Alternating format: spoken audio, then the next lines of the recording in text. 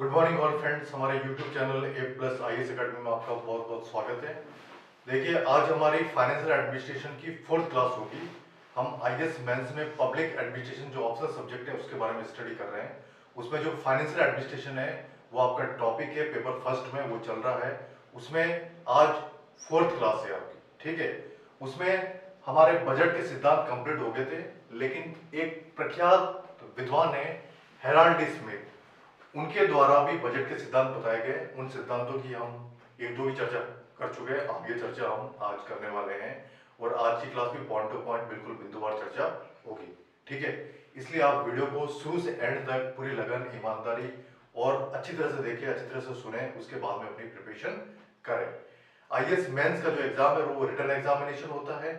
अभी हाल ही में नोटिफिकेशन जारी हुआ था 2025 वाला। आईएएस प्री का एग्जाम होगा, शायद मई में होगा, उसके बाद मेंस होगा, ठीक है। इसलिए आप लोग पूरा फोकस करते हुए अपनी प्रिपरेशन करें। और जो भी कैंडिडेट आईएएस की प्रिपरेशन करते हैं वो तीनों चीजें साथ लेके चलते हैं, प्री, मेंस और इंटरव्यू, तीनों की प्रिपरेशन वो साथ में लेके चलते हैं, जब जाके उनकी प्रिपरेशन कंप्लीट हो पाती है, ठीक है। तो आज हम जिस टॉपिक में चर्चा करने वाले बहुत ही इंटरेस्टिंग टॉपिक है, तो हम स्टार्ट करते हैं हेराल्ड डी स्मिथ द्वारा प्रतिपादित बजट के सिद्धांत, ठीक है। ठीक है फ्रेंड्स, हम स्टार्ट करते हैं। बजट के सिद्धांत जो हेराल्ड डी स्मिथ द्वारा प्रतिपादित है, उसमें आपका जो 3rd नंबर सिद्धांत है वो है व्यापकता। देखिए, व्यापकता हिंदी का अर्थ है, व्यापकता का मतलब होता है चारों तरफ उसका फैलाव होना, ठीक है। तो कॉम्प्रेहेंसिवनेस, इंग्लिश में कहते हैं व्यापकता को कॉम्प्रेहेंसिवनेस। बजट का जो क्षेत्र है वो संकुचित न होकर व्यापक होना चाहिए। यानी संकुचित मतलब एक निश्चित एरिया में नहीं होकर उसका बड़ा विस्तार होना चाहिए, व्यापक होना चाहिए। इसका इनका कहने का तात्पर्य है, ठीक है। नेक्स्ट आगे है, इसमें क्या बताया गया है कि सरकार के संपूर्ण राजकोषीय कार्यक्रम का सारांश बजट में आ जाना चाहिए। बिल्कुल, सरकार के समस्त राजकोषीय कार्यक्रम का जो सारांश है वो बजट में आ जाना चाहिए। राजकोषीय सारांश का मतलब कितना पैसा बजट के लिए पारित हुआ है और कितना खर्च होगा, कितना इनकम होगी, कितना नीतियों के ऊपर खर्च होगा, कितना लोगों के कल्याण के लिए काम आएगा, कितना डेवलपमेंट के लिए पैसा काम आएगा, उसके बाद जो बचेगा वो वापस राजकोष में कितना जमा होना चाहिए, एस्टिमेटेड बचना चाहिए या नहीं बचना चाहिए, ये सारा सारांश इसमें आ जाना चाहिए। इसमें ये बताया गया, ठीक है। नेक्स्ट आगे, बजट द्वारा सरकार की आमदनी एवं खर्चों का पूर्ण चित्र प्रस्तुत किया जाना चाहिए। देखिए, बजट जब हम पेश करते हैं तो सरकार को जो रेवेन्यू होता है, कई बार सरकार ऐसी पॉलिसी स्कीम लाती है कि सरकार को भी फायदा होता है, सरकार को भी रेवेन्यू होता है, सरकार के पास भी पैसा आता है, वो भी इस बजट में उसका पूर्ण रूप से प्रस्तुतिकरण आ जाना चाहिए। आमदनी और खर्चों का दोनों चीज, दो कंडीशन इसमें, आमदनी सरकार को कितनी होती है और सरकार का खर्चा कितना हो रहा है, वो सारी चीज बजट में पूरी तरह से आ जानी चाहिए, पूरी तरह से बजट में प्रस्तुत होना चाहिए, ठीक है। नेक्स्ट आगे है, सरकार द्वारा धन उधार लेने एवं आय के स्रोतों की चर्चा तथा कितना धन किस प्रकार खर्च होगा समस्त वार्ता का उल्लेख किया जाना चाहिए। देखिए, कभी कभी सरकार ये होती है कि सरकार को ऋण भी लेना पड़ता है, सरकार किसी नेशनल बैंक से या किसी और क्षेत्र से वो ऋण भी लेती है, और सरकार के पास कितनी आमदनी हो रही है, कितना खर्चा उसका हो रहा है, सारे स्रोतों की चर्चा, उधार लेने, आय के सारे स्रोतों की चर्चा तथा कितना धन किस प्रकार खर्च होगा समस्त वार्ता का उल्लेख इसमें होना चाहिए। कितना धन आ रहा है और कितना धन किस प्रकार खर्च होगा, कौन कौन सी नीतियां जो बनेगी उसमें सरकार का पैसा खर्च होगा और कितना सरकार का रेवेन्यू होगा, सारी बातें इसमें आ जानी चाहिए बजट के अंदर, ठीक है। नेक्स्ट आगे इन्होंने ये कहा है, जो आपका 4था सिद्धांत है वो है एकता, यूनिटी।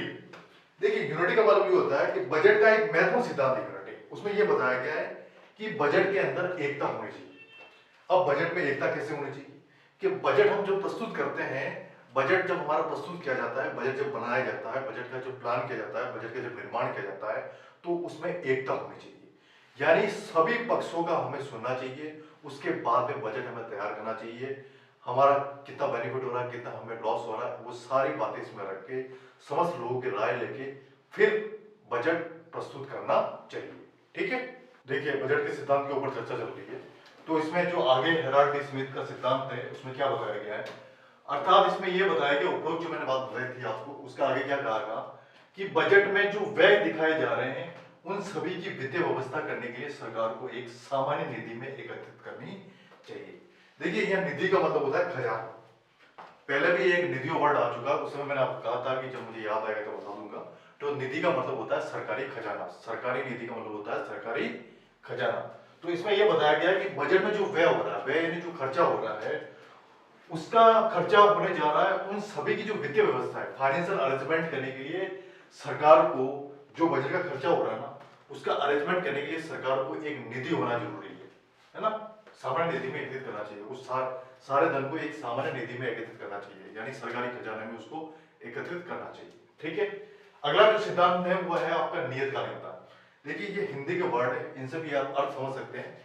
नियतकालिकता को इंग्लिश में कहते हैं पीरियोडिसिटी। पीरियोडिसिटी, देखिए इस वर्ड का मीनिंग होता है, पीरियड का मतलब होता है समय, ये समय को दर्शाता है। ठीक है।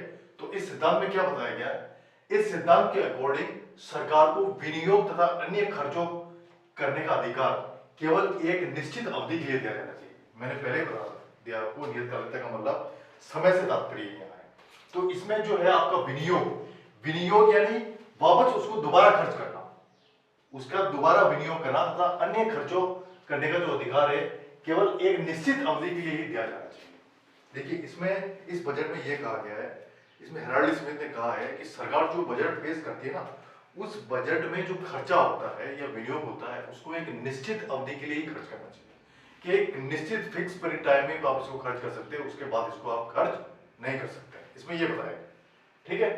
नेक्स्ट आगे इसमें यह कहा गया है, यदि धन का उपयोग इस समय में नहीं किया जाता है, अगर उस निश्चित समय में धन का उपयोग नहीं किया जाता है तो उसे प्रयोग करने का अधिकार समाप्त हो जाएगा। बिल्कुल एक निश्चित समय में अगर धन का उपयोग नहीं हुआ तो उससे उस समय उस धन का प्रयोग करने का अधिकार समाप्त हो जाएगा। केवल पुनर्नियोजन करने पर ही इसे व्यय किया जा सकेगा, यानी पुनर्नियोजन, पुनर्नियोजन या मतलब दोबारा कोई प्रस्ताव आता है तो ही आप उस धन का व्यय कर सकते हैं, दोबारा उस धन को आप खर्च कर सकते हैं। इसमें यह बताया गया। ठीक है। नेक्स्ट आगे जो आपका छठा सिद्धांत है वो है परिशुद्धता। परिशुद्धता का मतलब है एक्यूरेसी, बिल्कुल एक्यूरेट बात, बिल्कुल शुद्ध बात, एक्यूरेसी, एक्यूरेट। इसमें क्या बताया गया है, इस सिद्धांत में यह बताया गया है कि एक अच्छे बजट के लिए बजट का एक्यूरेसी, विश्वसनीय व परिशुद्ध होना आवश्यक है। एक अच्छे बजट के लिए बजट का विश्वसनीय व परिशुद्ध यानी एक्यूरेट होना आवश्यक है। अब वो एक्यूरेट होना क्यों आवश्यक है उसकी चर्चा हम आगे करते हैं। ठीक है। ठीक है फ्रेंड्स, देखिए आगे क्या बताया गया इसमें, जो छठा सिद्धांत आपका चल रहा है परिशुद्धता, उसमें क्या बताया गया है। देखिए परिशुद्धता से तात्पर्य क्या है, एक्यूरेसी से तात्पर्य क्या है कि बजट के अनुमान इतने संतुलित हो कि वे आवश्यकता से अधिक कम या ज्यादा न लगे। ठीक है। यानी बजट का जो एस्टिमेट है वो अनुमान इतना संतुलित होना चाहिए, इतना व्यवहारिक होना चाहिए कि उसका जो आवश्यकता से ना तो अधिक, आवश्यकता से ना तो अधिक खर्च हो ना कम व्यय हो, यानी संतुलित होना चाहिए, आवश्यकता से अधिक और कम नहीं होना चाहिए, बिल्कुल एक्यूरेट होना चाहिए। इसके अनुरूप ही बजट में प्लान करना चाहिए, बजट फॉर्मेशन करना चाहिए। ठीक है। नेक्स्ट आगे जो आपका सातवां सिद्धांत है हेराल्ड स्मिथ द्वारा, वो है ईमानदारी, ऑनेस्टी, इंटीग्रिटी। देखिए इंटीग्रिटी कैसे होना चाहिए, इससे क्या तात्पर्य है, सरकारी कार्यक्रमों का जो क्रियान्वयन है ठीक उसी प्रकार किया जाना चाहिए जैसा कि बजट में प्रदर्शित किया गया है। यानी जो सरकारी कार्यक्रमों का जो क्रियान्वयन है, सरकारी कार्यक्रमों को हम संचालित करते हैं तो सरकारी कार्यक्रमों को संचालित उसी प्रकार करना चाहिए जिस प्रकार बजट में बताया गया है।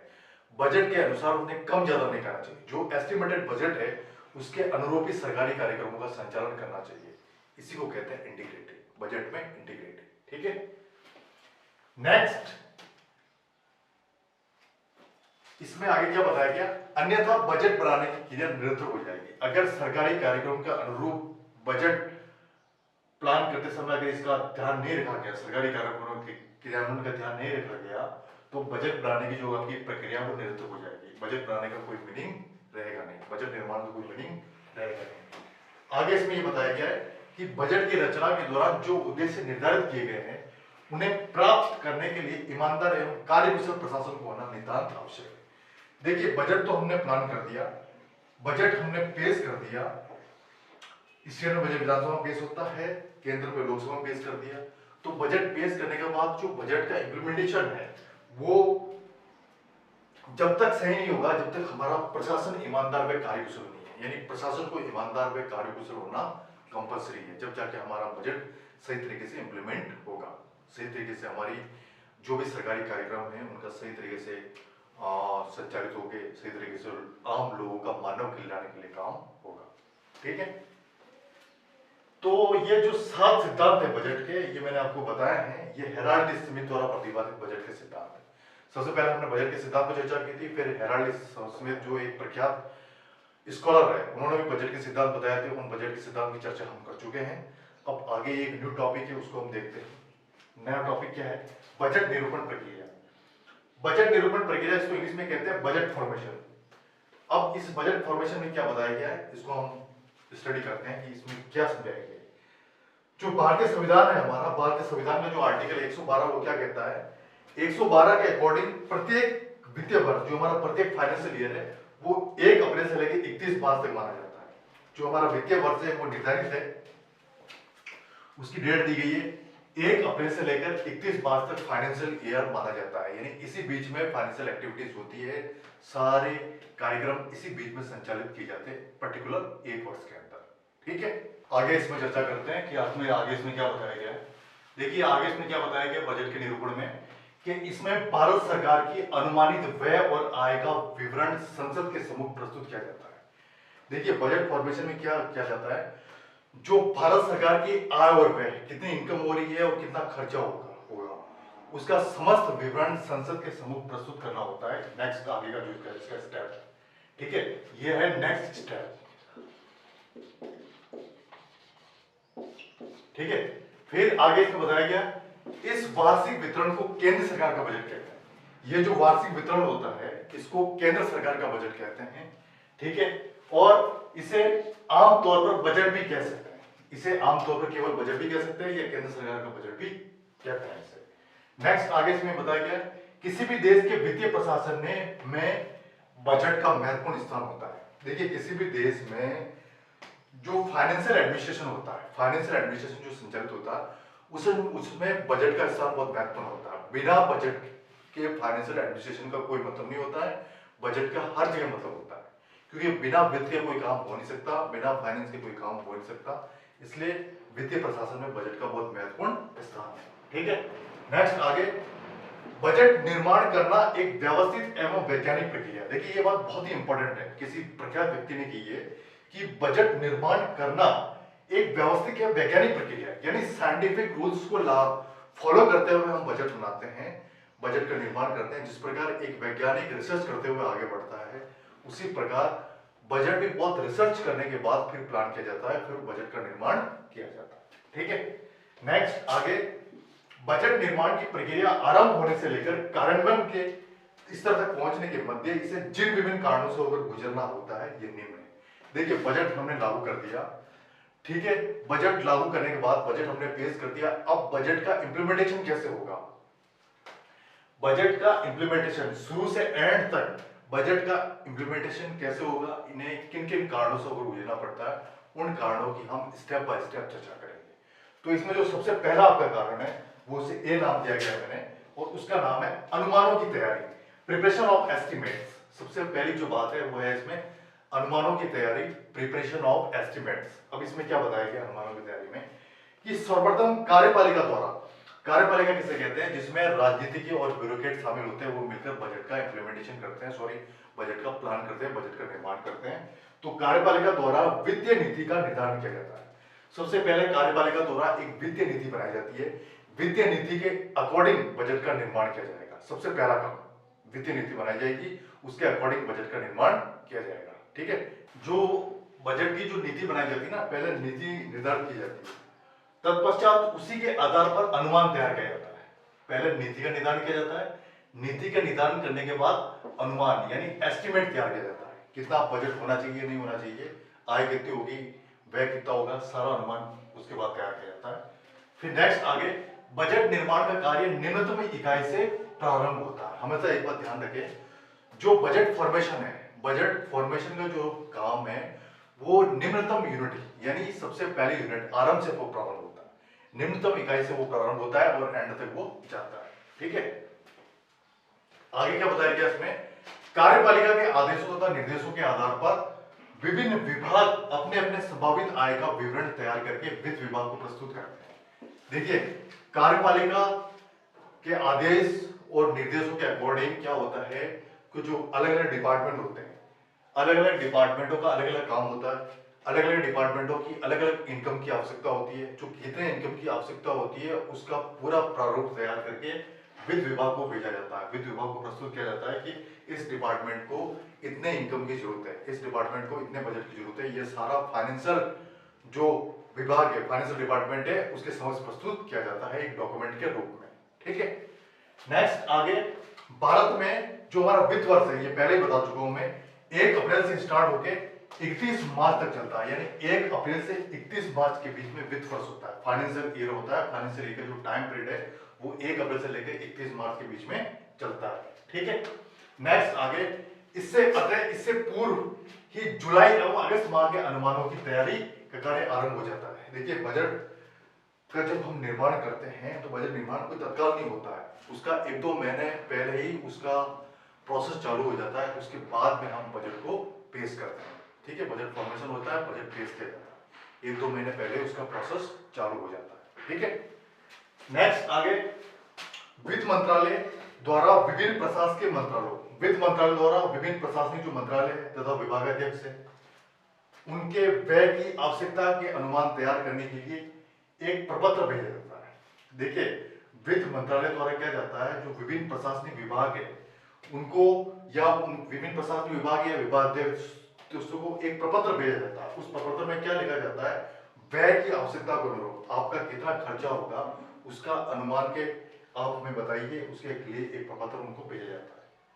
ठीक है, देखिए इसमें आगे क्या बताया गया है, जो विभागाध्यक्ष होते हैं, विभागाध्यक्षों को इन 96 निर्धारित प्रपत्रों को, 96 निर्धारित प्रपत्रों की, यानी जो प्रपत्र हम छानकर अलग कर देते हैं, जिन प्रपत्रों को हम बिल्कुल उसको अलग करके स्थानीय कार्यालयों में भेजा जाता है। प्रपत्र का एक स्वरूप निम्न चार्ट जैसा होता है। जो प्रपत्र हम तैयार करते हैं ना, उसको स्थानीय कार्यालय में भेजा जाता है। और प्रपत्र का चार्ट कैसा होता है, प्रपत्र किस प्रकार का होता है, उसको मैं चार्ट के द्वारा आपको बताऊंगा कि वो प्रपत्र फॉर्म किस प्रकार का होता है। उसको एक चार्ट के द्वारा मैं आपको बताता हूँ।